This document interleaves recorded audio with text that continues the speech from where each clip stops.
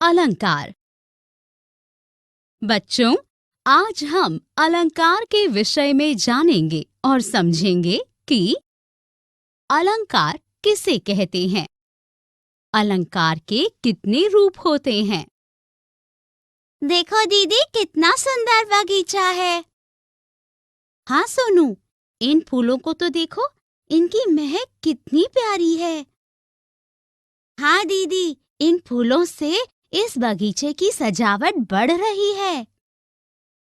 सही कहा, जैसे काव्य में अलंकार, वैसे ही फूल बगीचे की शोभा बढ़ा रहे हैं। बच्चों, प्रस्तुत वार्तालाप से स्पष्ट है कि जिस प्रकार किसी बगीचे की सजावट फूलों से होती है, उसी प्रकार किसी काव्य की सजावट अलंकार से होती है। किसी काव्य में सौंदर्य बढ़ाने वाले तत्व को अलंकार कहते हैं। अलंकार में अलम का अर्थ है भूषण यानी सजावट। इसी प्रकार अलंकार शब्द का अर्थ हुआ आभूषण, अर्थात जो तत्व काव्य की सजावट करे। वाक्य का वह विशेष गुण जो सुनने में अच्छा लगे और हृदय को पुलकित करे। अलंकार का काम है भाषा को सजाना। अलंकार का प्रयोग कविता को सजाने के लिए किया जाता है। काव्य भाषा के शब्दों और अर्थों को अनेक प्रकार से सजाया जाता है। शब्दों और अर्थों के सजे सजाए चमत्कार पूर्ण प्रयोग को अलंकार कहते हैं। कुछ अलंकार शब्दों के चमत्कार पर आधारित होते हैं और कुछ अर्थों के चमत्कार पर।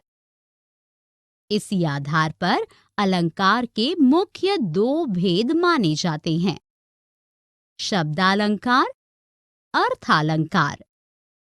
शब्दालंकार के तीन भेद होते हैं, अनुप्रास अलंकार, यमक अलंकार, श्लेष अलंकार।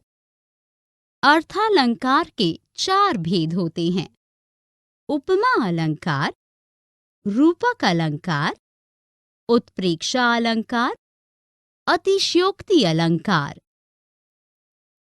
आओ दोहराएं। काव्य में सौंदर्य बढ़ाने वाले तत्व को अलंकार कहते हैं। अलंकार के मुख्य दो भेद माने जाते हैं, शब्दालंकार, अर्थालंकार। अलंकार के भेद। बच्चों, आज हम अलंकार के विषय में जानेंगे और समझेंगे कि अलंकार के कितने भेद होते हैं और अलंकार के भेदों को विस्तार से जान पाएंगे।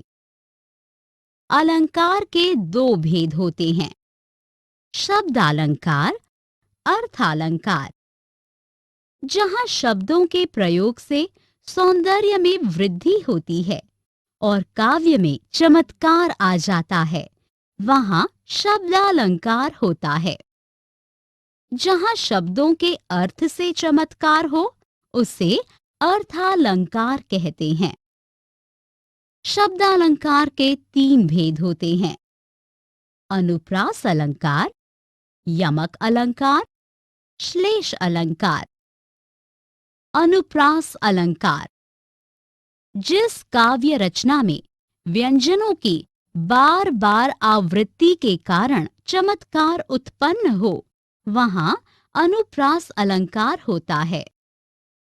जैसे चारु चंद्र की चंचल किरणें, च की आवृत्ति बार बार हुई है। खेल रही है जल थल में, ल की आवृत्ति बार बार हुई है। साध्वी सती हो गई, स की आवृत्ति बार बार हुई है। कालिंदी कुल कदम्ब की डारन, क की आवृत्ति बार बार हुई है। यमक अलंकार।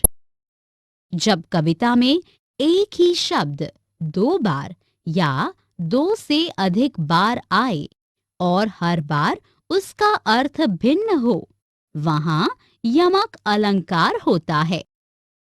जैसे 3 बेर खाती थी, वो 3 बेर खाती थी।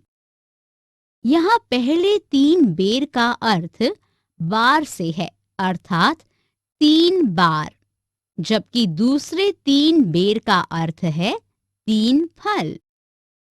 काली घटा का घमंड घटा, नभ मंडल तारक वृंद खिले। घटा काले बादल, घटा कम होना, अर्थात काली घटा का घमंड घट गया है। माला फेरत जुग भया, फिरा न मन का फेर, कर का मन का डारी रे, मन का फेर। यहाँ मन का शब्द का 4 बार प्रयोग हुआ है।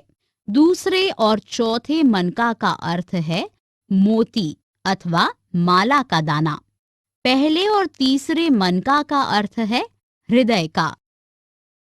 श्लेष अलंकार, जहां एक शब्द से 2 अर्थ चिपके हों, वहां श्लेष अलंकार होता है।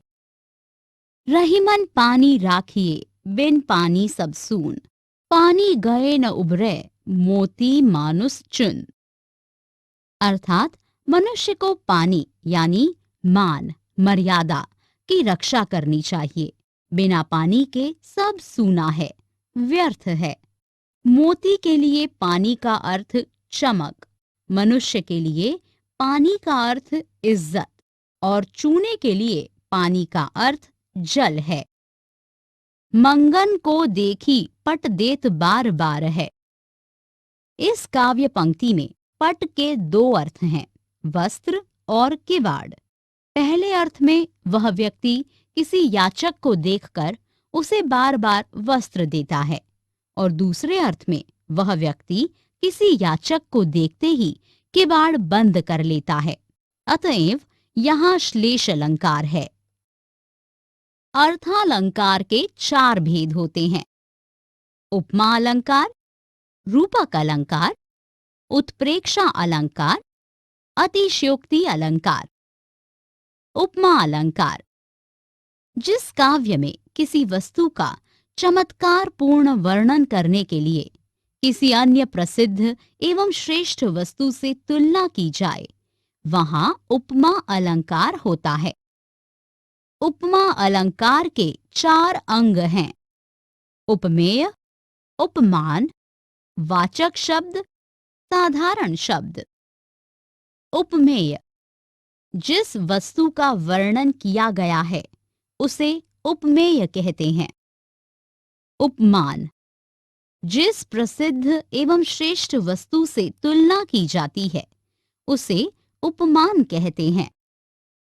वाचक शब्द, जिन शब्दों की सहायता से उपमा अलंकार की पहचान होती है, ऐसे शब्द वाचक शब्द होते हैं।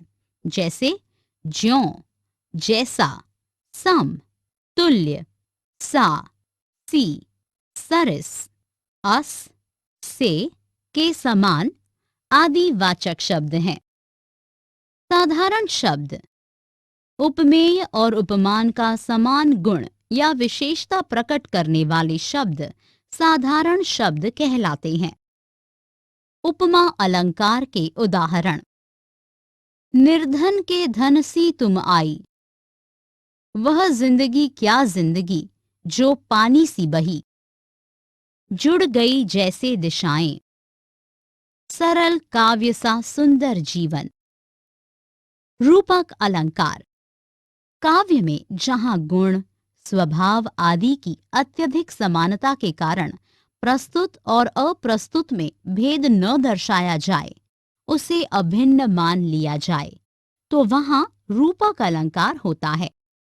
जैसे मैया मैं तो चंद्र खिलौना ले हूं, यहाँ पर चंद्र खिलौना में चंद्रमा पर खिलौने का आरोप किया गया है, अतः यहाँ रूपक अलंकार है।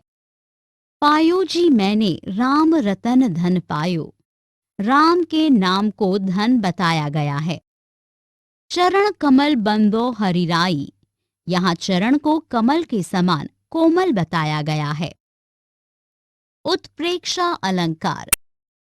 जहां उपमेय में उपमान की संभावना पाई जाए और उपमेय को उपमान मान लिया जाए, वहां उत्प्रेक्षा अलंकार होता है।